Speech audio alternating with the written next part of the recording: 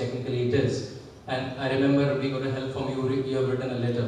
So I think after that nothing happened on that. So I think if you can share any update which I may not know, or basically comment on the approach of basically declaring bamboo as a grass or not as a tree and taking it out as a forest major producer.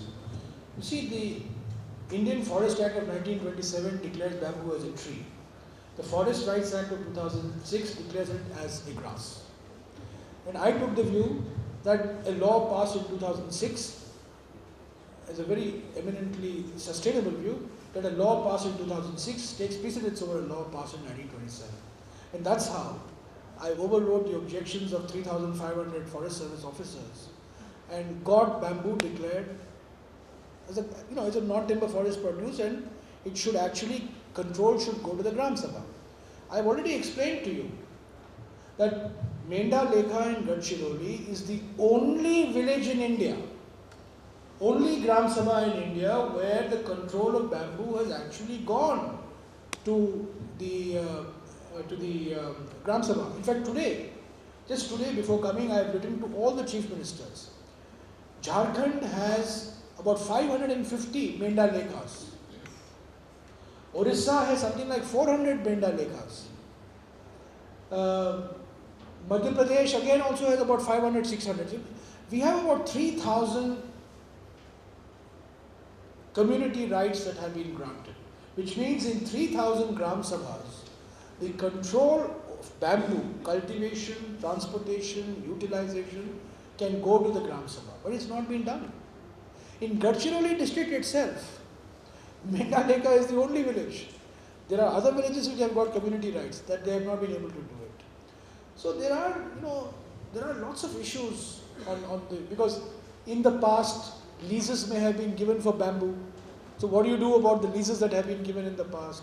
There are lots of these issues, but fundamentally, if we get the bamboo equation right, you are empowering the Gram Sabhas to an enormous degree, and that would, in my view, increase the confidence of the tribal communities in the local administration. I don't know whether you saw, 3 days ago, Indian Express had a story from Gadchiroli of how the Maoists are now threatening the Gram Sabha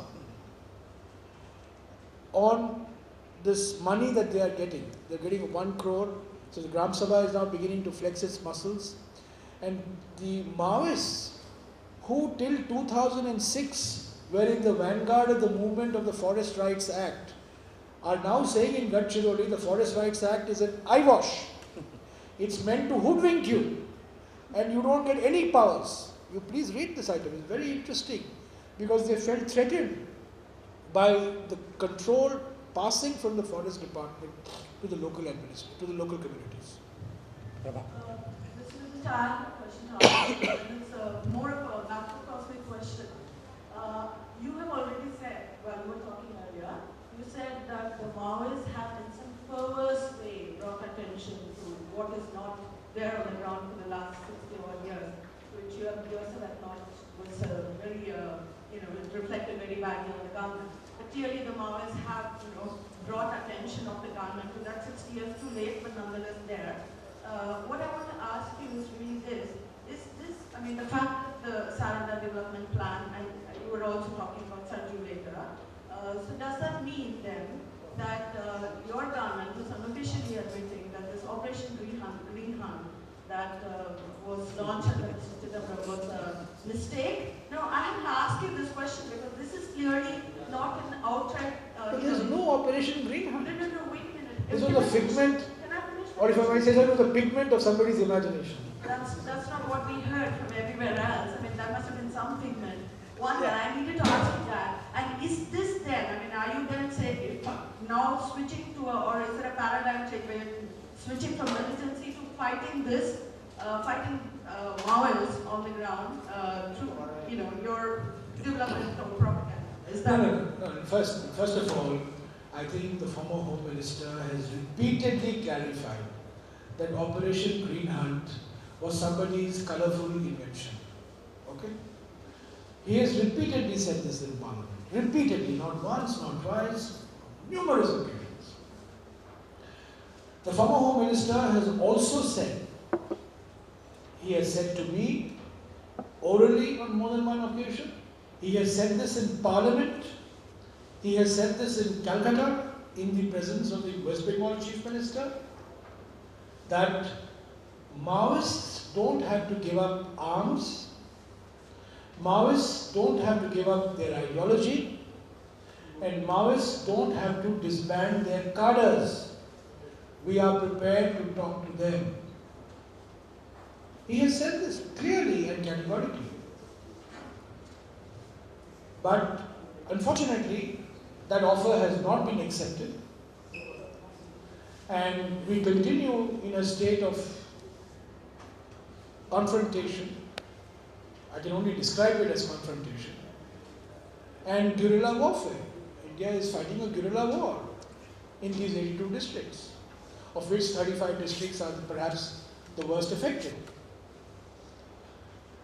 I have said this, that security is an essential prerequisite for development and political activity. Balaghat district of Madhya Pradesh, no Narega work was going on.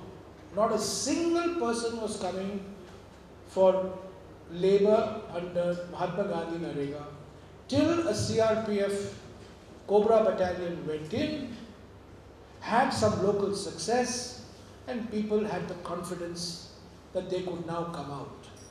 In Saranda, we have established, and I don't want to hide it, in Saranda we have established, I think 17 security camps, 13 security camps, and each security camp has 200 personnel, 100 of CRPF and 100 of the state government. I'm not squeamish about it. There are 2,600 security forces in Saranda. And it is the presence of those security forces that is leading the 7,000 families to make these demands of us for better roads, for jobs, for better schools, for better hospitals.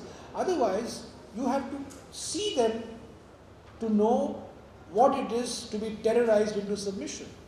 The first time I went to Saranda, I had no communication with local communities.